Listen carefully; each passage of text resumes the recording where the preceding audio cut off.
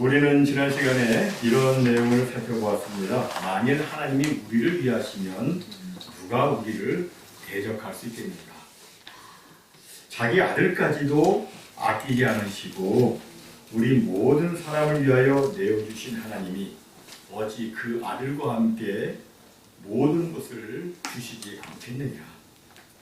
하나님이 우리를 택하셨는데 누가 감히 우리를 고발하겠으며 하나님이 우리를 의롭다고 하셨는데 누가 감히 우리를 정죄하겠는가? 게다가 우리 구주 예수님께서 우리를 위해서 죽으시고 살아나셔서 지금도 하나님 보좌 오른편에서 우리를 위해서 기도해 주시고 또 우리를 위해서 변호해 주시고 계시는데 누가 감히 우리에 대한 하나님의 최종 선언을 변경시킬 수 있겠는가? 이런 내용들을 우리가 살펴보았습니다. 아무도 그렇게 할 수 없죠. 아무도, 그 어느 누구도 그렇게 할 수 없습니다. 그런데 우리는 자주 우리가 받은 은혜를 까먹곤 합니다. 그래서 의심하고 염려하고 불안해하고 또 낙심하며 살아갑니다. 어떤 목사님은 이 부분을 이렇게 말했습니다. 생각해 보십시오. 지금 두려우십니까? 그렇다면 당신은 하나님이 나를 위하신다는 사실을 잊은 것입니다. 지금 염려하고 있습니까? 그렇다면 당신은 하나님이 아들을 주신 사랑을 잊은 것입니다. 지금 죄책감을 느끼고 있습니까? 그렇다면 당신은 하나님이 의롭다 하신 것을 잊은 것입니다. 이미 말씀드린 대로 로마서는 흔히 성경의 다이아몬드라고 불리는 귀중한 책입니다. 그 중에서도 로마서 8장은 가장 빛나는 하이라이트인데 이 로마서 8장의 핵심이 뭐냐면 그것은 바로 하나님의 놀라운 사랑이고 그 하나님의 놀라운 사랑의 확실한 증거가 무엇이냐? 그것이 바로 예수 그리스도의 십자가라는 것입니다. 여러분, 죄인 우리를 구원하기 위해서 자기 아들을 십자가에 내어주신 하나님의 사랑은 정말 이루 말할 수 없이 큽니다. 말로 그 사랑을 표현할 수가 없습니다. 그래서 이런 말이 있습니다. 크리스천은 예수님 짤이다. 무슨 말입니까? 우리가 어떤 것에 가치를 매길 때 이거 얼마짜리라고 말을 합니다. 5불짜리, 10불짜리, 100불짜리 이렇게 말을 합니다. 그런데 하나님께서는 우리 죄인 한 사람 한 사람을 당신의 자녀로 삼기 위해서 예수님의 십자가 핏값을 투자하셨기 때문에 우리는 예수님 짤인 것입니다. 그럼 여러분, 우리는 얼마나 귀한 사람들입니까? 예수님은 하늘보다 땅보다 바다보다 우주보다 더 큰 값으로 계산할 수 없는 무한 값인데 그 무한 값으로 우리를 사셨으니 우리는 정말 귀한 존재들인 것입니다. 이 엄청 비싼 예수님 짤의 성도들을 하나님께서 포기하시겠습니까? 절대 그럴 수 없습니다. 우리들은 1불짜리, 5불짜리 물건은 잃어버려도 그만, 있어도 없어도 그만이라고 생각합니다. 그러나 우리가 낳은 자식, 비록 우리가 부족하고 연약해도 우리가 정성을 기울여 키운 자식은 절대 포기하지 못합니다. 그렇다면 하나님은 자기 하나밖에 없는 아들을 투자하시고 우리를 얻으셨는데 어떻게 우리를 포기할 수 있겠습니까? 절대 그렇게 하지 않으십니다. 하나님은 예수님 때문에 우리 크리스천 한 사람 한 사람을 절대 포기하실 수 없습니다. 하나님은 이미 과거에도 지금 현재에도 앞으로 미래에도 우리를 계속해서 변함없이 사랑해 주십니다. 하지만 현실은 그렇지 않게 느껴질 때가 있습니다. 오늘 본문이 기록된 사도 바울 당시도 그러했습니다. 당시 로마에 살고 있던 성도들에게는 그리스도의 사랑을 의심하게 할 만큼 매우 심각한 도전들이 그들의 삶 가운데 놓여 있었습니다. 그 내용들이 오늘 보면 35절에 7가지 나와 있어요. 성도들이 환난을 당했습니다. 곤고, 박해, 기근, 적신은 벌거벗은 몸입니다. 위험, 칼, 이 7가지 이런 고난을 그들이 겪었습니다. 처음에 나온 것이 환난이죠. 이 환난은 뭡니까? 밖에서 오는 고난을 의미합니다. 나는 원하지 않는데 어쩔 수 없이 당하게 되는 그 고난, 이것이 환난인데 이것을 성도들이 겪었어요. 또 곤고는 뭐냐면 심적인 고통을 말합니다. 감히 공부하다 말하지 않습니까? 심적인 고통이에요. 이 말의 원어는 아주 이 좁은 장소를 의미하고 있습니다. 마치 앞뒤가 꽉 막힌 아주 조그만 새장에 갇혀 있는 것처럼 그 안에서 마음이 눌리고 마음에 아무런 여유가 없는 그런 상태가 바로 곤고의 상태입니다. 다음으로 박해는 예수 그리스도 때문에 사람들에게 노골적으로 미움을 받고 거부를 당하고 핍박받는 것을 의미합니다. 다음으로 기근은 아시는 것처럼 먹을 것이 없어서 굶주리는 것을 의미합니다. 적신은 아까 말씀드렸어요. 벗은 몸입니다. 날은 추운데 입을 옷이 없어서 맨몸으로 벌벌 떠는 상태이거나 또 아니면 옷이 벗겨진 채로 많은 사람들 앞에 노출되어서 사람들에게 조롱과 수치를 당하는 것을 또 의미합니다. 당시 성도들이 그러한 어려움을 겪었습니다. 그리고 위험은 주님을 섬기는 사역의 현장에서 만나게 되는 모든 위험을 의미하고 또 칼은 다른 사람에 의해서 살해되는 것을 의미합니다. 사도 바울이 7가지를 쭉 열거하는 것은 현실을 과장한 것이 아니라 실제 그들이 겪고 있었던 삶의 고통이었습니다. 이런 일들은 사람들이 결코 원치 않는 일들입니다. 그러나 사탄은 이 7가지를 가지고 우리 성도들을 공격합니다. 사실 사람은 매우 연약하기 때문에 극도의 심한 고통이나 어려움을 만나게 되면 그 마음이 흔들립니다.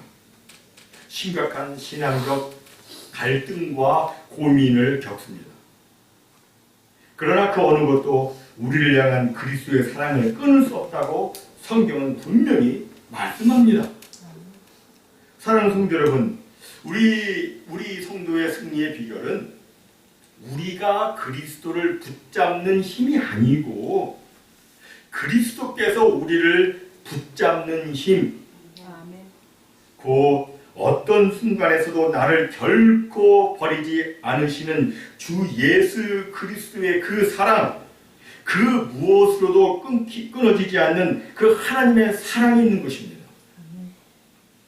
히브리서 13장 5절 6절은 말씀합니다. 그가 친히 말씀하시기를 내가 결코 너희를 버리지 아니하고 너희를 떠나지 아니하리라 하셨느니라. 그러므로 우리가 담대히 말하되 주는 나를 돕는 이시니 내가 무서워하지 아니하겠노라. 사람이 내게 어찌하리요 하노라. 그렇습니다. 하나님은 절대로 결코 우리를 버리지 아니하십니다. 절대로 우리를 떠나지 아니하십니다. 하나님은 언제나 어디서나 우리와 함께 하시고 우리를 사랑의 손으로 붙들어 주시고 우리를 승리하도록 도와주신다고 성경은 약속하고 있습니다. 그럼 여러분, 이런 사랑을 받은 우리는 과연 어떻게 살아야 할까요? 그것은 바로 승리의 확신을 가지고 담대하게 사는 것입니다. 오늘 본문 38절과 39절입니다. 내가 확신하노니 사망이나 생명이나 천사들이나 권세자들이나 현재일이나 장래일이나 능력이나 높음이나 깊음이나 다른 어떤 피조물이라도 우리 주 그리스도 예수 안에 있는 하나님의 사랑에서 끊을 수 없으리라. 여기서 사도 바울은 그 무엇도 우리를 하나님의 사랑에서 끊을 수 없다고 하면서 여러 가지로 쭉 나열을 했죠. 근데 그 위험 요소를 쭉 나열하면서 맨 앞에 뭐를 뒀습니까? 사망과 생명을 두었습니다. 사망이나 생명이나. 사도 바울이 왜 사망과 생명을 맨 앞에 두었을까? 아마도 사람들이 중요하게 여기는 것은 죽고 사는 문제가 아니겠는가, 그렇게 여기서 그렇게 기록했을 거라고 여겨집니다. 사실 뭐 죽고 사는 문제 정말 대단히 중요하죠. 그러나 그 죽고 사는 문제조차도 절대로 우리를 주님으로부터 분리시킬 수 없습니다.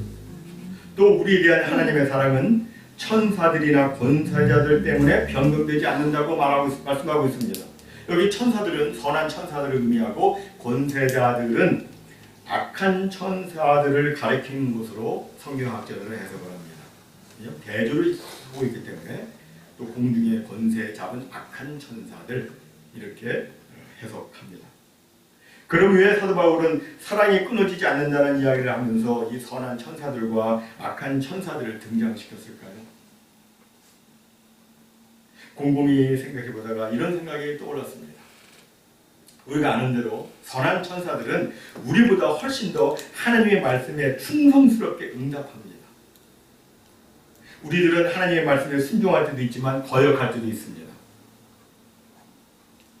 하지만 선한 천사들은 절대 순종을 합니다. 그렇죠? 그럼 여러분, 이런 말 잘 듣는 천사들과 말 잘 안 듣는 인간들을 비교해 보면 누가 더 예뻐 보이겠습니까?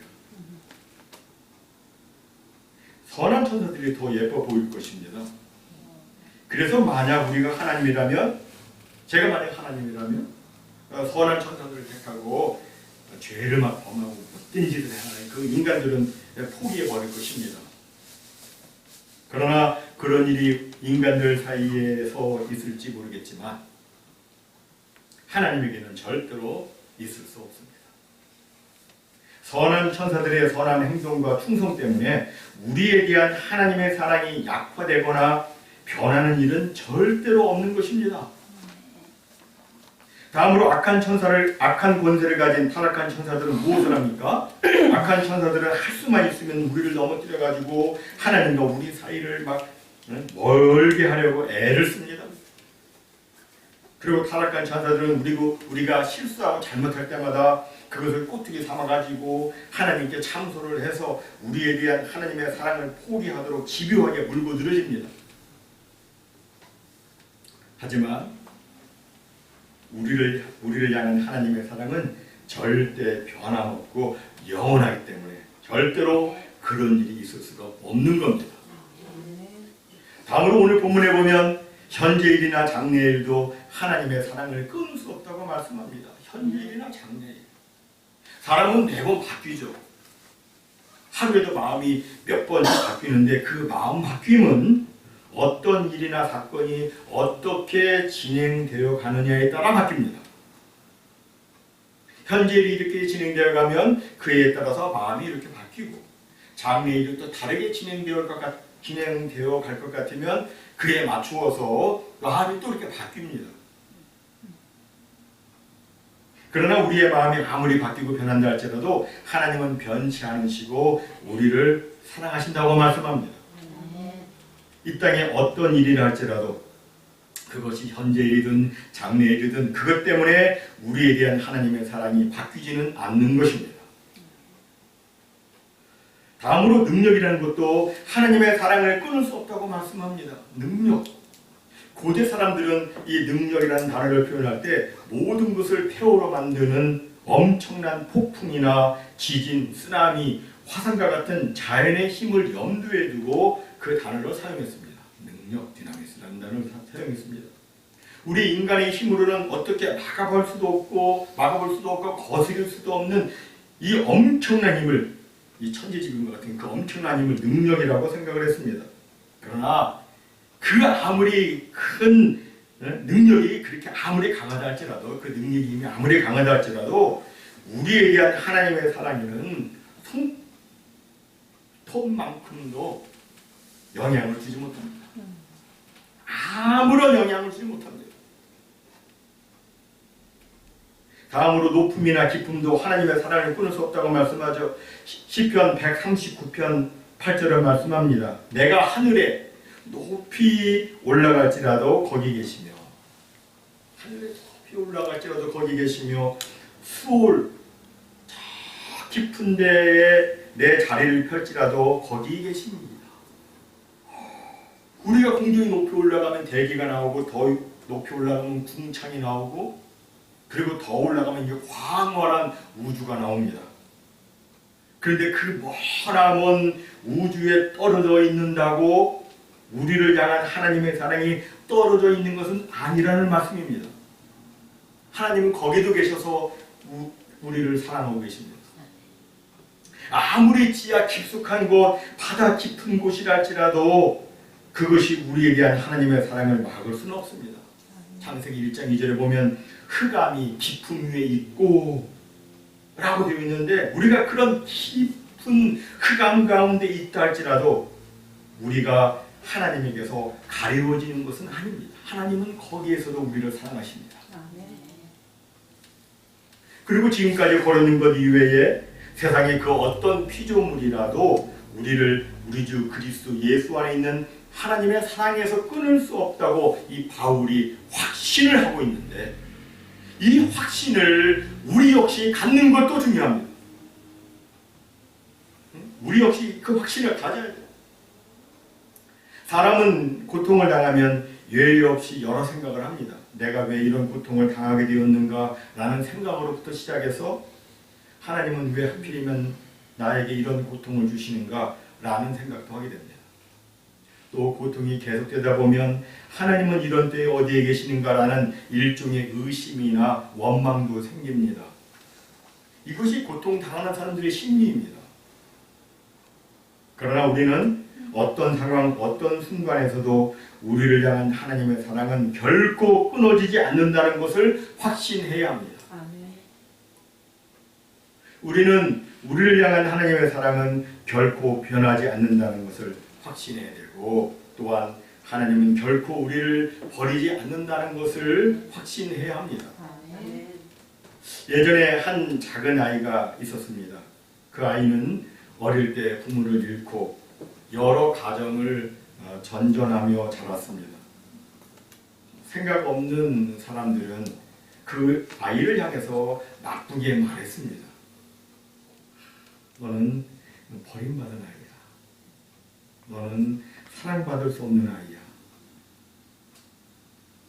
처음에는 아니라고 생각했지만 시간이 지나면서 그 말들이 아이의 마음속에 쌓이기 시작했습니다. 결국 아이는 스스로 이렇게 생각하게 되었습니다. 그래, 나는 버림받은 아이야. 그러던 어느 날 한 부부가 그 아이를 입양하게 되었습니다. 그 부부는 아이를 진심으로 사랑했습니다. 아이를 따뜻하게 안아주고 좋은 옷을 입히고 맛있는 음식을 먹이며 정성껏 돌보았습니다. 그런데 이상한 일이 벌어졌습니다. 아이의 행동이 점점 더 나빠지기 시작한 것입니다. 거짓말을 하고 물건을 막 망가뜨리고 일부러 문제를 일으켰습니다. 그 아이는 마치 이렇게 말하는 것 같았습니다. 나를 버려봐. 결국 나를 버릴 거잖아. 부모는 처음에는 타이르고 때로는 눈물로 기도했습니다. 하지만 아이는 멈추지 않았습니다. 어느 날 그 아이는 매우 큰 잘못을 저질렀습니다. 아이는 이제는 정말 쫓겨날 거야 라고 생각을 했습니다. 아이의 마음속에는 두려움이 가득했습니다. 이제 끝이야. 이제 나를 버릴 거야. 그런데 그날 밤 아버지는 조용히 아이의 방으로 들어왔습니다. 그리고 아무 말 없이 그 아이를 끌어안았습니다. 그리고 떨리는 목소리로 이렇게 말했습니다. 얘야, 네가 무슨 짓을 해도 나는 너를 버리지 않는다. 너는 내 아들이다. 나는 이미 너를 선택했고 끝까지 너를 사랑할 것이야. 그 순간 아이는 무너졌습니다. 그동안 쌓였던 서러움과 두려움과 상처가 한꺼번에 터져나왔습니다. 그리고 처음으로 아버지를 확 껴안고 엉엉 소리내어 목 놓아 울었습니다. 그리고는 말했습니다. 아빠, 정말 나를 안 버려요? 정말 나를 안 버려요? 아버지는 더 세게 아이를 끌어안으며 말했습니다. 절대로 버리지 않는다. 사랑하는 성도 여러분, 우리가 바로 그 아이입니다. 우리는 때로 넘어집니다. 실수합니다.